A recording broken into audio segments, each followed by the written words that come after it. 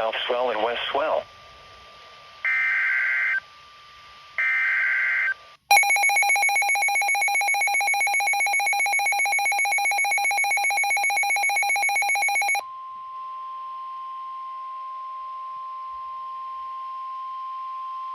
The National Weather Service in Los Angeles, Oxnard, has issued a flash flood warning for north central Ventura County in southwestern California until 5 p.m. Pacific Daylight Time. At 3:35 p.m. Pacific Daylight Time, Doppler radar indicated thunderstorms producing heavy rain across the warned area. Between 0.5 and 1 inch of rain has fallen. The expected rainfall rate is 1 to 2 inches per hour. Flash flooding is ongoing or expected to begin shortly. Hazard: flash flooding caused by thunderstorms. Source: radar.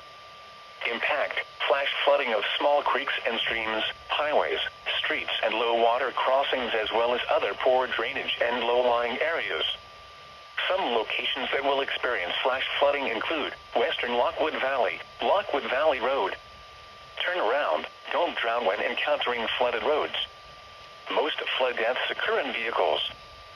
Be aware of your surroundings and do not drive on flooded roads.